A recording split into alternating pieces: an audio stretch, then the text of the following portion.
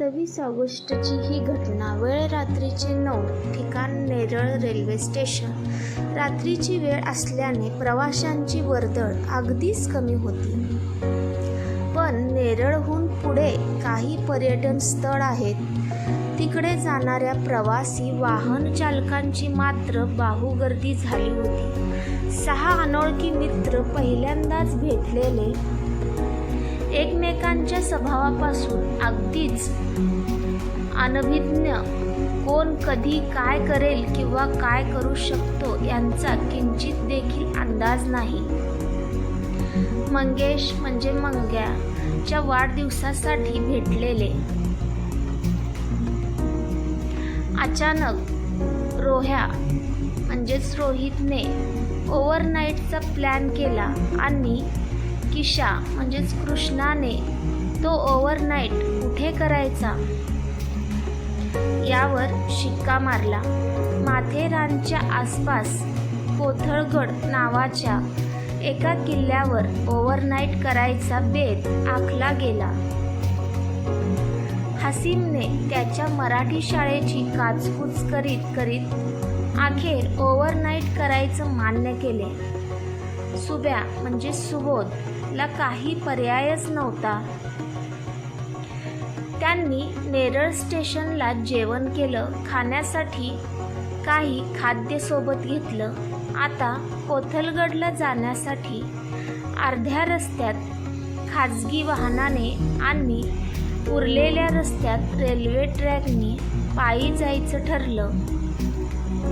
पण कोथळगड नक्की कुठे आहे याबद्दल कोणालाच माहिती नव्हती.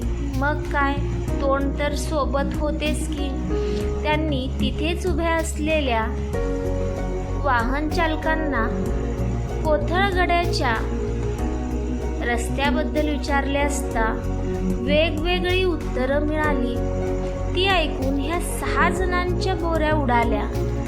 6ही जण फुल ऑन कन्फ्यूज झाले.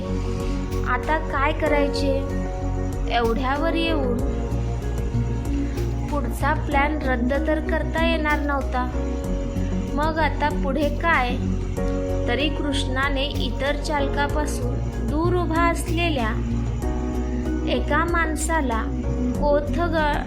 कोथळगडाविषयी विचारले असता त्याने तो गड माथेरानच्या डोंगरामधून पुढे माथेरानच्याच विरुद्ध दिशेला असणाऱ्या डोंगरात आहे असं अगदी ठामपणे सांगितलं.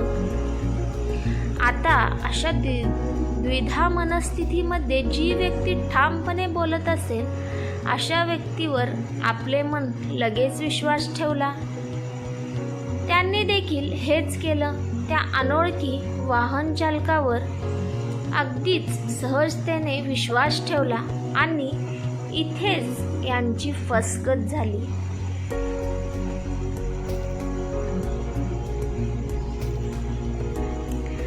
ज्या वाहन चालकाने त्यांना कोथळगडाविषयी माहिती दिली त्याच्याच गाडीत हे 6 जण बसले आणि दंगा मस्ती करीत करीत गाडी घाट चढू लागली. रोह्या आणि सुब्या पुढे त्या चालकाजवळ बसले होते. रोह्याची मस्ती चालली होती पण सुब्या मात्र अगदीच शांत बसला होता. त्याचं त्या वाहन चालकाकडे आणि त्याच्या हालचालीकडे एकदम बारीक लक्ष होतं.